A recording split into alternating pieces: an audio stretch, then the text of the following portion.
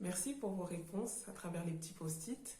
Donc oui, effectivement, la Pentecôte, c'est la venue du Saint-Esprit sur les disciples après le départ de Jésus. C'est le consolateur qu'il leur avait promis. Il leur avait dit que c'était mieux qu'ils s'en aillent pour que celui-ci puisse venir. C'est la première fois que les disciples peuvent témoigner avec puissance de la grandeur de Dieu à travers le Saint-Esprit. C'est aussi la naissance de l'Église. Et Jean-Claude va nous préciser un peu plus ce point-là. Et nous allons découvrir comment ça s'est passé, donc à travers le texte que je vais vous lire dans Acte 2, versets 1 à 21. Quand le jour de la Pentecôte arriva, ils étaient tous ensemble au même endroit. Tout à coup, il vint du ciel un bruit comme un vent violent qui remplit toute la maison où ils étaient assis. Des langues qui semblaient de feu leur apparurent, séparées les unes des autres, et elles se posèrent sur chacun d'eux. Ils furent tous remplis du Saint-Esprit et se mirent à parler en d'autres langues, comme l'Esprit leur donnait de s'exprimer. Or, il y avait en séjour à Jérusalem des Juifs, hommes pieux, venus de toutes les nations qui sont sous le ciel. À ce bruit, ils accoururent en foule et ils furent stupéfaits parce que chacun les entendait parler dans sa propre langue. Ils étaient tous remplis d'étonnement et d'admiration et se disaient les uns les autres: ces gens qui parlent, ne sont-ils pas tous galiléens? Comment se fait donc-il que nous les entendions chacun dans notre propre langue, notre langue maternelle?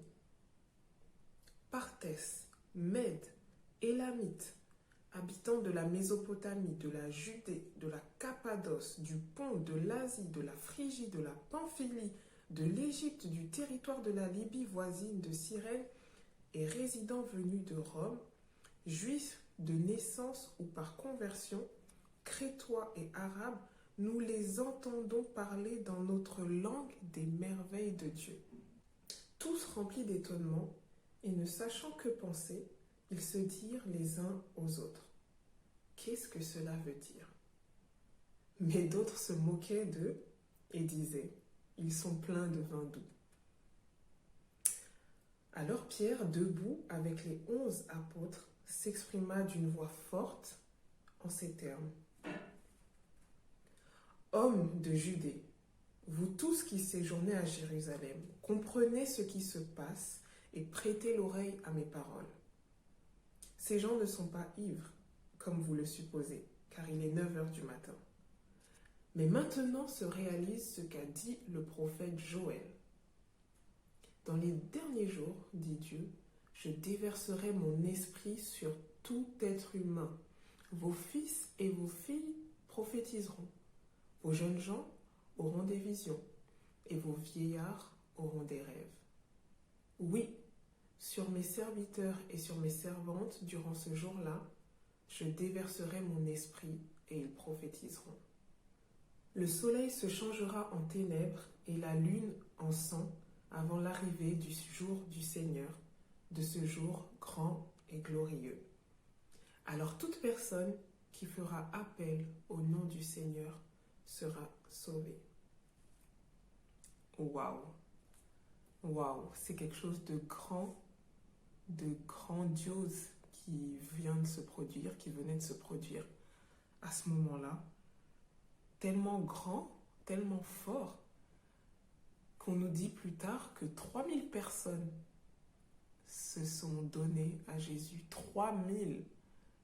Là, je comprends un peu mieux l'interdiction des grands rassemblements parce que la vitesse de propagation, faut faire attention, elle est très très très rapide. Là, le message s'est propagé très rapidement grâce à l'aide du Saint-Esprit.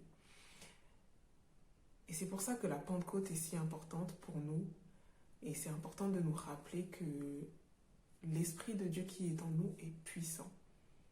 Et je laisse la parole à Jean-Claude qui va nous édifier là-dessus.